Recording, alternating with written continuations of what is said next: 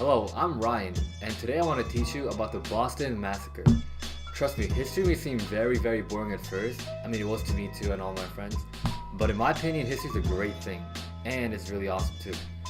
Learning history will allow you to understand the world around you, how things came to be, like cities, countries, and the very states you live in, like New Jersey, New York, Virginia, Texas, and like 48 more states, or 45. I will give you a glimpse of the Boston Massacre today, and in my point of view, obviously, and hopefully you can judge the case for yourself after listening to my voice. So about the Boston Massacre, basically what the facts that are known to the public and the world, like on the internet, is that the British colonists had a protest in Boston on March 5th, 1770, obviously in Boston. This was because of the outrageous tax rates they had that the British government set on the colonists. They had to pay taxes on the goods and stuff. And also the soldiers that had the red coats on, they basically interfered with their private life. They guarded them, they watched them, they just restricted them from everything they tried to do. So obviously the protesters were mad, and they tried to talk to them like insults, remarks and stuff. The soldiers got mad, the soldiers shot the protesters, and the range was like a point blank range. The soldiers could literally see the whites of the eyes, the whites of the colonists' eyes, reference to the Battle of Bunker Hill. And basically that's what happened. The colonists got shot, the soldiers, it was obviously the soldiers' fault, and that's what happened. But the point you're missing is the sub-conflicts that happened before the Boston Massacre and after, like the trials. And all those sub-conflicts ultimately built up to the climax, and also there was the bias that was demonstrated to the colonists. So now I'll introduce Philip to explain about what happened that led up to the massacre. You see, the colonists weren't happy with the taxes the British made them pay. They put taxes on everything, from glass to tea to lead to wine. They believed that it wasn't okay the British should tax them, and they couldn't even get to vote for the representatives in Parliament. They held many protests and just didn't want to pay the taxes. The Boston Massacre happened before the Quarter Acts, and the British troops were unhappy with the pay and condition of life, as they had to work long, boring hours and were just waiting for their shifts to end. What happened is they actually usually needed to get second jobs to be able to pay for themselves, and this was usually in places like warehouses. This ended up causing conflict between the local unskilled colonists that would usually take the jobs the soldiers were taking.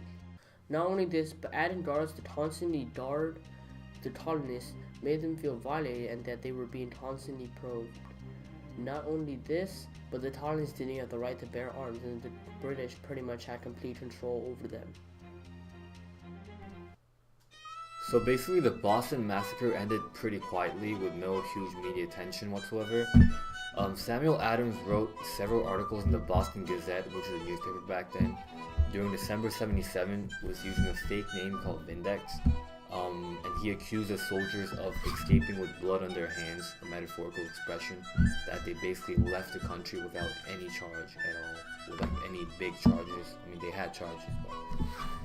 And at the end of March 77, just 3 weeks after the Boston Massacre ended, a grand jury had indicted Captain Preston, the captain of the regiment, and his men, as well as 4 civilians, accusing them of firing from the window of the custom houses. So they're accusing the civilians that they shot fire when like no soldiers were hurt at all. Doesn't make any sense. The soldiers of the 29th Regiment accused of murder were William Weems, James Hartigan, William McCauley, Hugh White, Matthew Kilroy, William Warren, John Carroll, and Hugh Montgomery. Hugh Montgomery was the first soldier to ever fire his rifle, so he's an important figure. The prosecution concentrated on showing that soldiers wanted revenge after many months of being abused and harassed by townspeople, but this obviously doesn't make any sense because they're trying to justify the case as that the soldiers had to shoot the colonists because the colonists were harassing them, but they're soldiers, so like they should be like thick-skinned or something. Like, anyways, a witness testified that Private Kilroy had admitted to him that he would not miss an opportunity to fire on inhabitants, which basically means that he's gonna he's gonna shoot them, like no matter what. He's like, he wants to shoot them, like he's not gonna miss an opportunity. However, the prosecution's case was weak. The colonist side was weak against the defense side. And guess what? The defense side, the attorney was John Adams, who's going to be the president of the United States later. He's a great speaker. He's a great lawyer too. So that was unfair from the first start. And witnesses admitted that the crowds were throwing objects and provoking the soldiers to fire. But I mean, this is obviously like this was bound to happen in a protest. Like, how could you not expect protesters to not throw like things at the soldiers? So like John Adams won. He beat the prosecution. He was a master at speaking, and it was not fair for the people who tried to sue the soldiers. So what John Adams was able to do was that he shifted the responsibility of the soldiers in the 29 Regiment back to London, since they were the ones who shot and have no charge at all. But Kilroy and Montgomery faced the death penalty, and on December 14, 1770, which was fair because they shot, like they had to get death penalty because they killed 5 people. Like, how could you do that to your own people? After his acquittal, Captain Preston, he removed himself from Boston to Castle William in Boston Harbor, and he eventually returned back to England because nobody wanted him. He's the one who led the shots and shootings. Who wants him? Come on.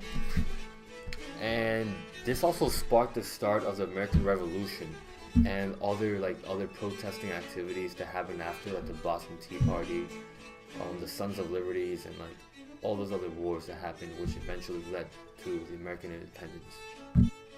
Alright, now my hat's frontwards because I feel good. So the whole part of the bias was John Adams and the jury. That was a major bias in the case. So let me explain to you. So John Adams was a great speaker, as I said before. He said that facts are stubborn things, and whatever may our wishes, our inclinations, they cannot alter the state of facts or the evidence.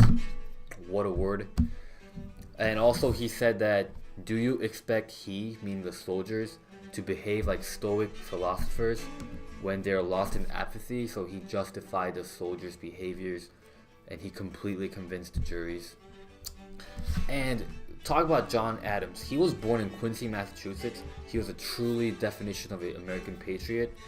He went to Harvard University. He was smart. He even got scholarships there. He was involved in 90 committees. He was a congressman. He became the head of the Board of War and Ordnance. He later controlled the Continental Army, and he was one of the American diplomats to go to the Treaty of Paris in 1779, which made him a very convincing and respectful character, and many people respected him and trusted him. And those many people were in the judge at the trials, which gave him the bias that he had a full advantage before the trial even started, because many people liked him. So for the small and big figures, I got Paul Revere, Christopher Attucks, and John Goldfinch. For Paul Revere, he was a propaganda machine for the colonies. He was very successful at spreading the seed of patriotism in all the colonial states. He made posters of the Boston Massacre that everybody saw, and we still learn about it in textbooks. So he basically contributed at the town level, which became to the state, which later became to national. For Crispus Attucks, he was the first person to ever die in the American Revolution, which gave him a national sensation of a national level.